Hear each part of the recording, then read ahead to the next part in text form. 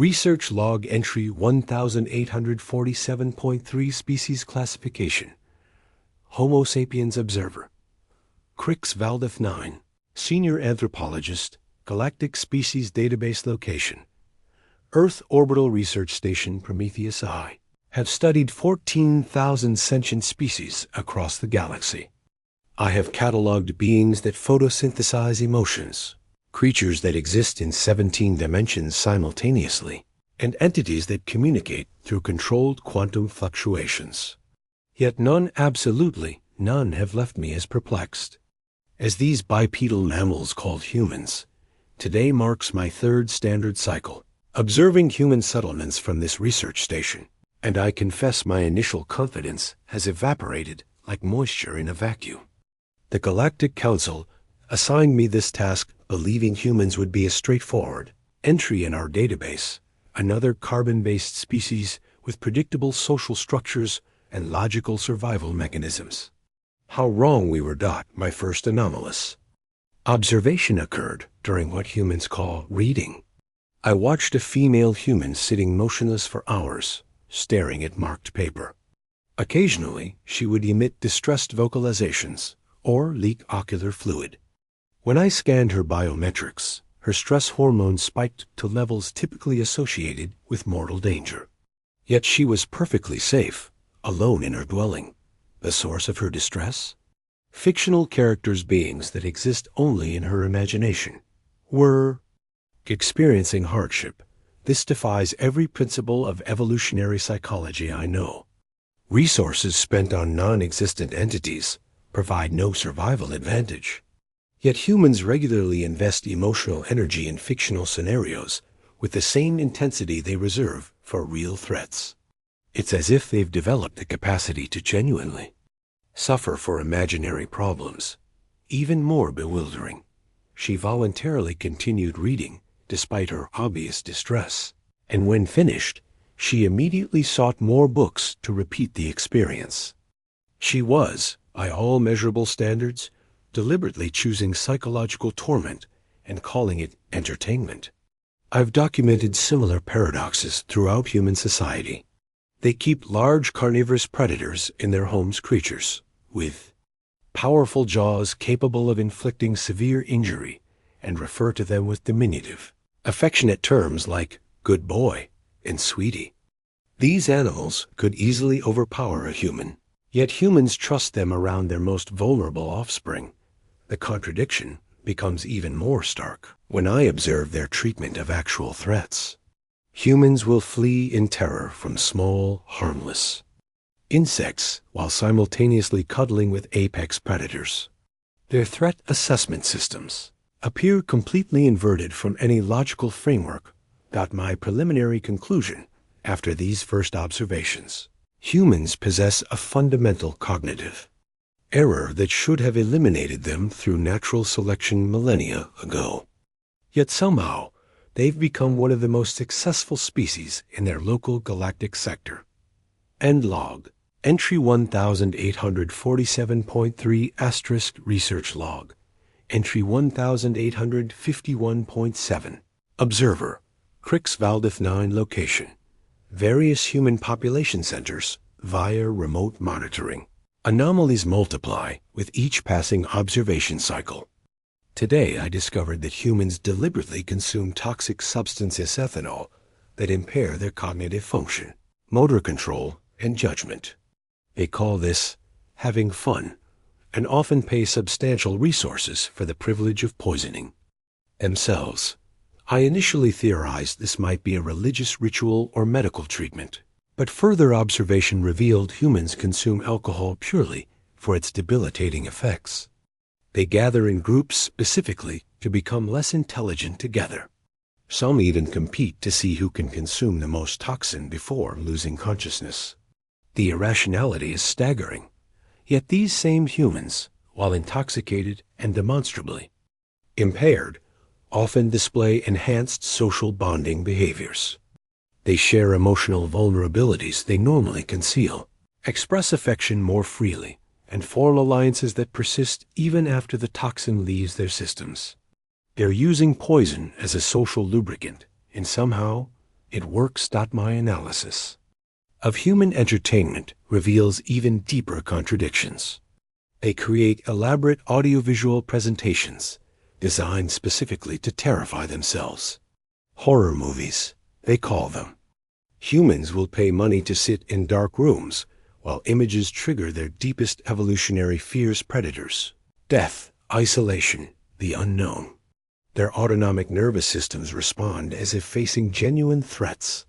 Elevated heart rate, stress hormone release, fight or flight activation. But here's what defies all logic: they enjoy it. Not despite the fear, but because of it. They actively seek experiences that would traumatize most other species, then describe these experiences as thrilling or entertaining. They've somehow transformed their most primal survival responses into recreational activities. I observed one human male watching what they call a romantic comedy while consuming a large container of frozen dairy product. When I analyzed his biometrics during emotional scenes, his physiological responses were identical to those of deep grief. Yet he later described the experience as relaxing and comforting. He was voluntarily inducing sadness for pleasure. The most disturbing discovery involves their emotional attachments to inanimate objects. I watched a middle-aged human female spend an entire day cleaning and polishing a wheeled transportation device, her car, with the same care she showed her offspring. She spoke to it using endearing terms, apologized when minor damage occurred, and displayed genuine distress when considering its eventual replacement. Another human, a grown male, maintains a collection of small fabric constructs from his juvenile period.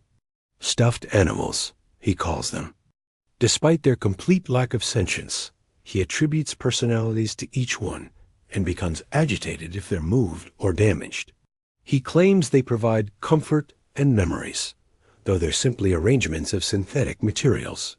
These behaviors suggest humans form emotional bonds with anything living, dead, fictional, or inanimate. Their capacity for attachment appears unlimited and indiscriminate, violating every principle of efficient resource allocation I've ever studied. Research log entry 1858.2 Observer, Crix Valdeth 9 location. Global Human Communication Networks. Physical observation points. I am beginning to question my own sanity. 3 cycles of continuous observation have revealed behavioral patterns so contradictory, so impossible, that I fear my research apparatus may be malfunctioning. I have run 17 diagnostic checks. All systems function perfectly. The impossible reality remains. Humans are simply impossible. Today, I observed human responses to what they call a global crisis: environmental degradation threatening their planetary ecosystem. Logic would dictate unified action toward survival. Instead, I documented humans simultaneously displaying the most petty and the most transcendent behaviors I have ever witnessed. In one geographic region, humans engaged in violent conflicts over resource allocation while their ice caps melted. They argued about territorial boundaries while their atmosphere destabilized. Some humans denied the crisis existed, despite overwhelming physical evidence, while others accused their own species of deliberately causing the catastrophe. They fought each other instead of fighting the threat. Yet, and this is where my confusion reaches critical levels, I simultaneously observed humans performing acts of impossible nobility. A human female donated her entire life savings to preserve habitats for creatures she had never seen, in regions she would never visit, for the benefit of humans she would never meet. When asked why, she said it felt right, offering no logical justification for sacrificing her security for abstract future benefit. Documented a human male who traveled to disaster zones repeatedly, risking his life to rescue strangers. He had no genetic connection to these individuals, no social obligations, no hope of reciprocal benefit. He explained his motivation as "I can't not help." as if altruism were a compulsion rather than a choice. Most disturbing, a group of human juveniles voluntarily entered dangerous conditions to clean polluted water sources, knowing the work would take decades and might never succeed within their lifespans. They were literally sacrificing their present for a future they might not live to see. The contradiction is absolute. The same species that fights over trivial matters while facing extinction also produces individuals who sacrifice everything for abstract ideals. They are simultaneously the most selfish and most selfless creatures I have ever studied. But the real crisis of my research came when I attempted to understand human emotional processing. I discovered that humans regularly experience contradictory emotions simultaneously, something my psychological training insists is impossible. I observed a human female at what they call a wedding. She exhibited joy indicators, elevated mood, neurotransmitters, facial muscle patterns associated with pleasure, vocal patterns indicating celebration. Yet she also displayed sadness markers, ocular secretions, stress hormones, behaviors typically associated with loss or grief. When questioned, she explained she was happy and sad at the same time. Happy for her offspring's new partnership, sad that their close relationship would change. She described this emotional contradiction as normal, even expected at such events. Another human explained feeling terrified and excited about a career change, loving and hating a romantic partner, being proud and embarrassed of the same accomplishment. They speak of these contradictions as if they're perfectly natural, even desirable. Every other species I've studied experiences emotions sequentially: fear, then relief, anger, then forgiveness. Humans experience them simultaneously, holding opposing feelings in perfect tension without resolution. I have reached a conclusion that challenges everything I understand about consciousness, survival, and rational existence. After extensive observation and analysis, I must report the impossible. Humans are fundamentally contradictory beings, and this contradiction is precisely the source of their extraordinary success. My breakthrough came when I stopped trying to resolve their paradoxes and instead examined how these contradictions function as adaptive advantages. Consider their relationship with fiction. While it appears wasteful to invest emotional energy in imaginary scenarios, this capacity allows humans to mentally rehearse infinite possibilities. They practice empathy, explore moral dilemmas, and test decision-making frameworks without real-world consequences. Their inefficient attachment to fictional characters actually develops their ability to understand and cooperate with real beings. Their paradoxical, pet-keeping behavior, maintaining dangerous predators as companions, demonstrates their unique ability to transform threats into allies. They've domesticated creatures that could kill them, turning potential enemies into loyal defenders. Only a species comfortable with contradiction could see a wolf can imagine a companion. The alcohol consumption that seemed so irrational serves crucial social functions. By voluntarily lowering their defenses, humans signal trust and vulnerability to their group. The temporary impairment creates bonds that enhance long-term survival through cooperation. They use weakness as a tool for building strength. Their love of horror entertainment isn't masochistic, it's training. By voluntarily experiencing fear in safe environments, humans desensitize themselves to stress and practice maintaining cognitive function under pressure. They're immunizing themselves against panic through controlled exposure. Even their attachment to inanimate objects serves evolutionary purposes. The human who loves their car maintains it better, ensuring reliable transportation. The adult who keeps childhood toys maintains connection to their formative experiences, preserving crucial psychological stability. But the real genius of human contradiction became clear when I analyzed their crisis responses. Their ability to simultaneously hold opposing emotions and beliefs allows them to function in paradoxical situations that would paralyze more logical species. A human can love their homeland while recognizing its flaws, feel grateful for their life while working to change it, believe in ideals while accepting imperfection. This cognitive flexibility allows them to navigate complex realities that resist simple solutions. Where other species might break under the stress of contradictory demands, humans thrive. They can be practical and idealistic, selfish and selfless, realistic and hopeful, not sequentially, but simultaneously. This allows them to adapt to any situation while maintaining core identity. Their impossible capacity for simultaneous contradictory emotions isn't a bug in their psychological programming. It's a feature that makes them nearly unstoppable. They can love what they fight what they love, fear what they seek, and seek what they fear. Asterisk. After 10 standard cycles of intensive study, I submit my final assessment of the species Homo sapiens. This report will likely be rejected as the product of instrument malfunction or observer breakdown, but I stand by every impossible word.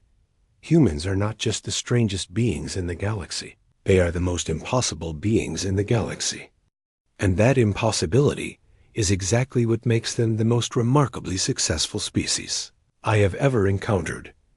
Every flaw in human psychology that should have eliminated them has instead become a superpower.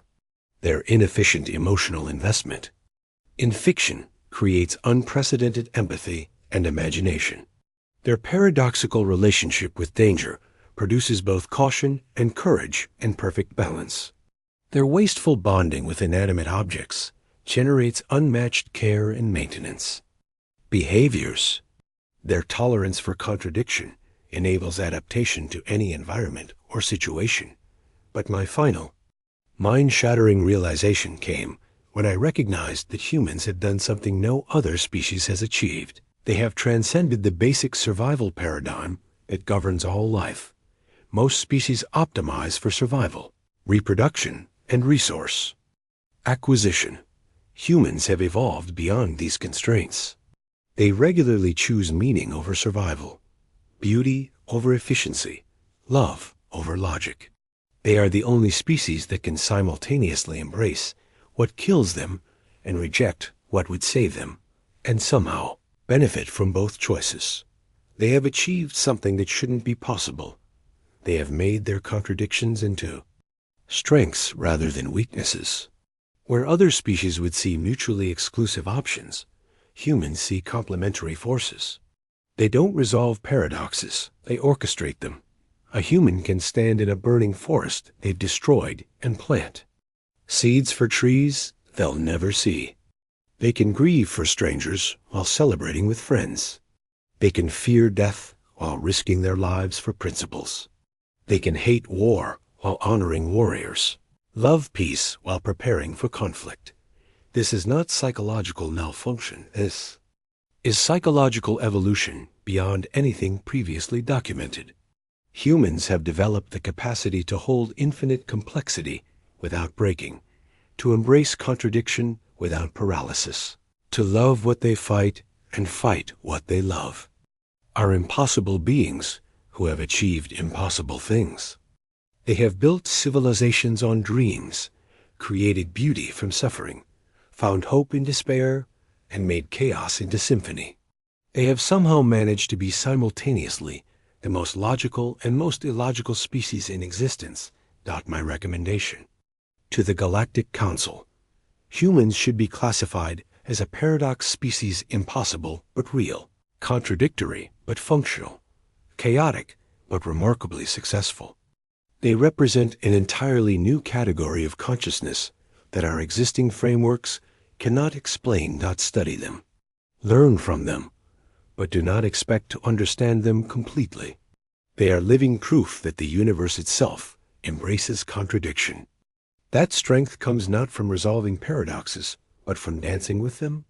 The strangest beings in the galaxy? Humans, without question. But perhaps the real question is whether we other species are ready to learn from their impossible wisdom, in a universe built on logical principles. Humans have proven that the most powerful force might be the courage to be illogical. They have shown that true strength comes not from choosing between contradictions, but from embracing them all. They are impossible. They are magnificent. They are human. End final report. Observer Crix Valdeth 9 status. Impossible. Confirmed.